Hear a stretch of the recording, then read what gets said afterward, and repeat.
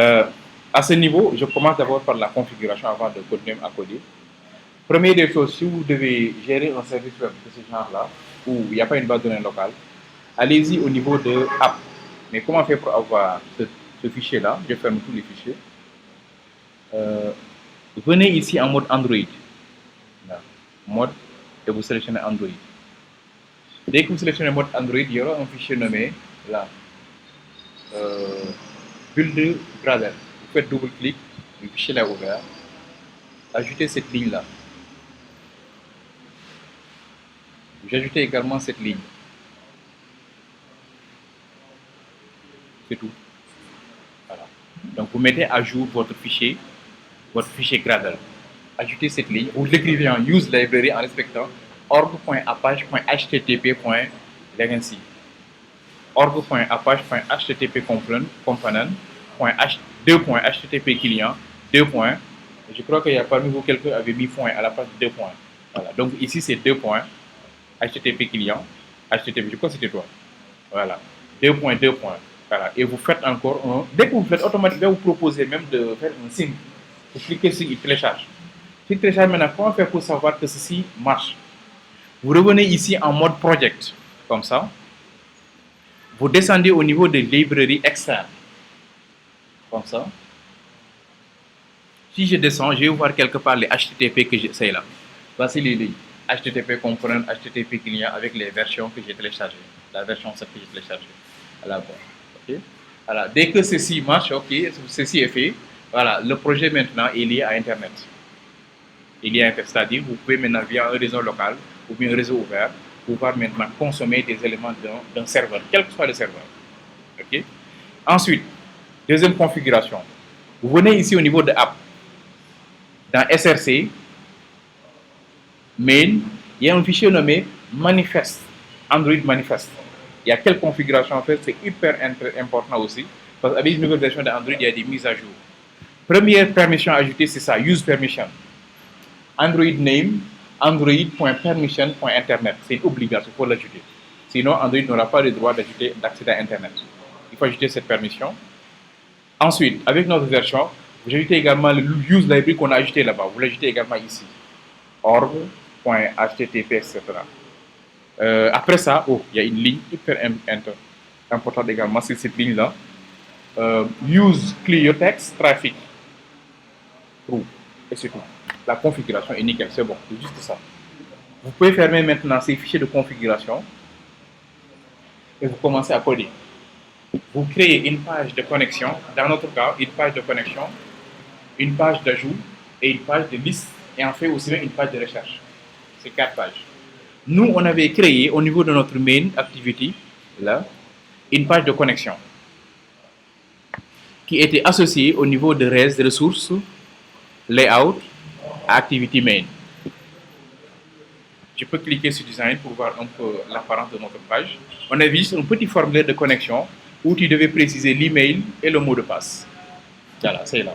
Tu dois saisir ici l'email ainsi que le mot de passe. Et tu cliques, voilà, email, mot de passe, et tu cliques sur connexion. Voici le code maintenant qui permet de manipuler tout cela, l'email et le mot de passe. On a déclaré ici en privé email, password et le bouton connexion. Puis on a ajouté ce qu'on appelle un progress bar. Progress bar, on l'avait vu, c'est juste en fait l'attente dans Android. Quand vous cliquez, et ça doit faire des traitements, ça charge. C'est comme en fait un loading en fait. Mais on l'appelle un progress bar. Okay, progress dialog plutôt. Bon, d'habitude, donc, comme d'habitude, on récupère les données qui sont saisies avec les r.id.email.txt. Email.txt, ce sont les éléments qu'on a déclarés ici. Les ID quoi ici. Email.txt et password.txt. Okay? Donc les deux éléments, on récupère ici la connexion, on initialise le progress dialog ici, puis on ajoute une valeur, connexion en cours, parce qu'on gère la connexion. Si c'est ajout, on dit quoi? Ajout en cours. Si c'est lui, on dit que chargement en cours, etc. Okay? Ensuite, on ajoute maintenant l'événement, connexion.set, on clique listener. Quand on clique sur le bouton. Si on clique sur le bouton, c'est hyper simple. On transforme les éléments qui sont saisis en chaîne de caractères, l'email user, password user, puis on appelle l'URL. Je vous avais dit que sur Android, l'adresse IP en local, ce qu'on appelle de bouclage, c'est 10.0.0.2 ou bien 10.0.2.2. à la part de localhost, en fait, 127.0. Ça, c'est dans le cas où c'est un serveur local. Si c'est sur Android avec les terminaux Android, c'est 10.0.2.2. Pourquoi ce port de code? Ça, c'est le port de Tomcat au niveau de J2E. J'ai tout simplement fait ceci. J'ai copié localhost, tout ça, l'adresse ainsi que même le serveur. Mais la seule différence que, à ce niveau, j'ai remplacé localhost par 10.0.2.2.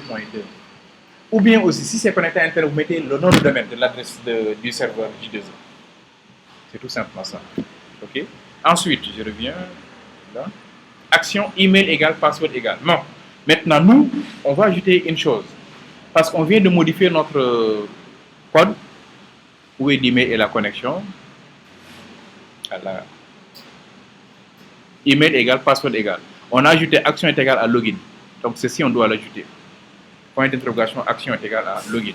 On doit l'ajouter dans notre code source, ici. Ça. Action égale à login. Et commercial, email égale. Ça, c'est à saisir par Android. Et commercial, password égale également, c'est à saisir par Android. Puis, on appelle une classe nommée client HTTP. Ne vous en faites pas, client HTTP est défini en local. C'est là. Vous faites copier-coller. Quelle que soit la méthode, vous faites copier-coller cette classe, vous le mettez dans l'activité, à l'intérieur de l'activité, ce qu'on appelle une sous-classe.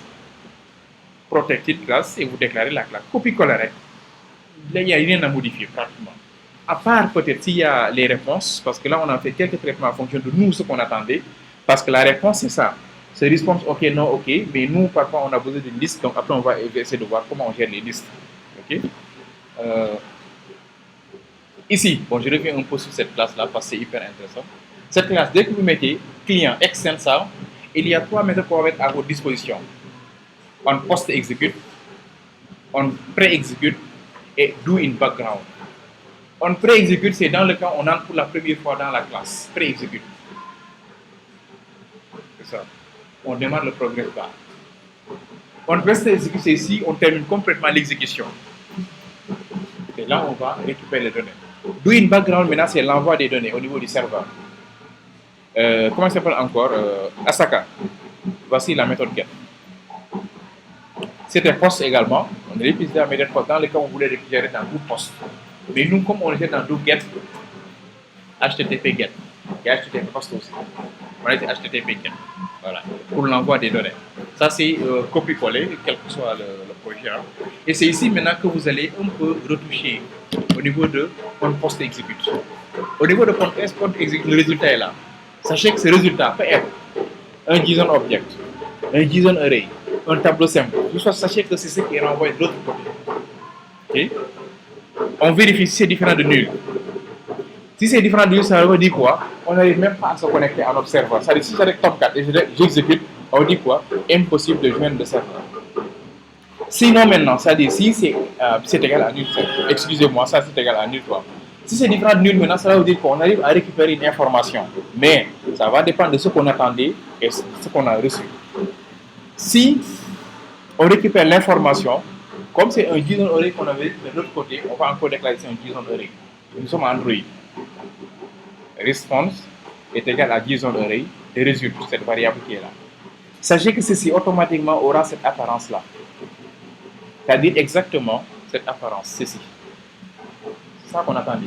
Maintenant, à l'intérieur, nous avons response qui peut avoir comme valeur OK, ou bien ça peut également avoir comme valeur non OK. OK, on continue le traitement, on va dire quoi? JSON object est égal à get. On veut tout simplement récupérer ceci, le JSON object. Et dans le JSON object maintenant, on récupère la clé. C'est simple. On a un JSON array. On récupère le JSON array. Et dans ce JSON array, vous récupérez le JSON object. Voici le JSON object. C'est comme ça qu'on récupère. Vous dites ceci, que JSON object, réponse est égale à response.getJSONObject, l'index 0. Dans response, maintenant, sachez que là, vous avez un JSON object. Et dans ce JSON object, comment on fait pour récupérer la valeur? La valeur est là. Get string de response. Résultat, ref résultat. On teste maintenant. Si c'est OK, c'est à nous de faire notre traitement. Sinon, maintenant, c'est à nous de faire un traitement. Si c'est OK, maintenant, nous, on avait affiché comme message paramètres de connexion. Les paramètres de connexion sont valides. Sinon, maintenant, sont invalides.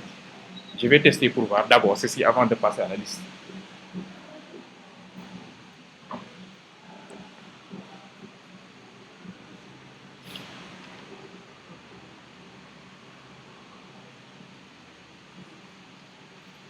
Il dit quoi par rapport à ce AVD là?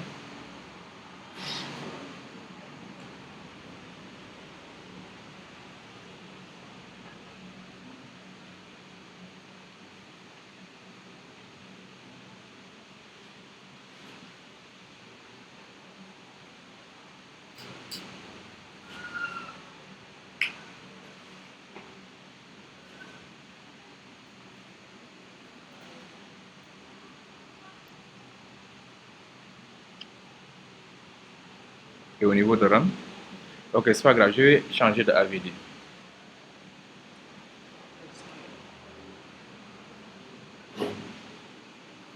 Create new virtual device.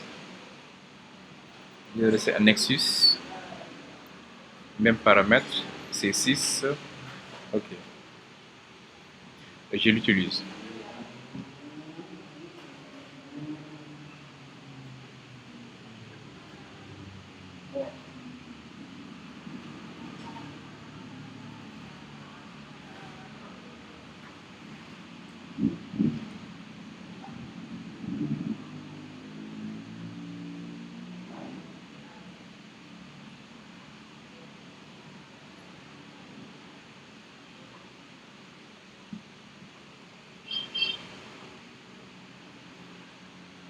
Ah.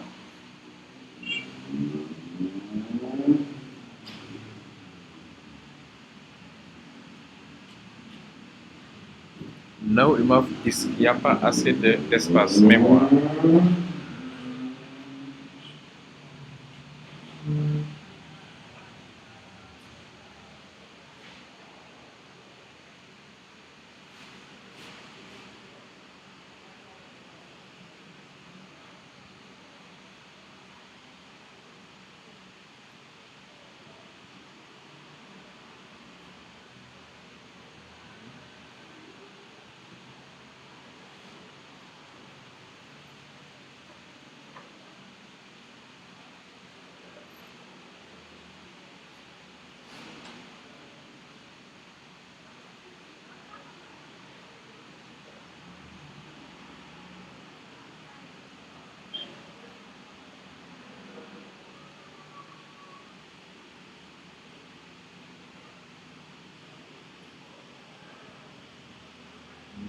Il n'y a pas assez d'espace mémoire. Bon, je vais supprimer quelques. Bon, j'arrête la vidéo, je vais supprimer quelques données. C'est vrai, hein, mon disque commence à être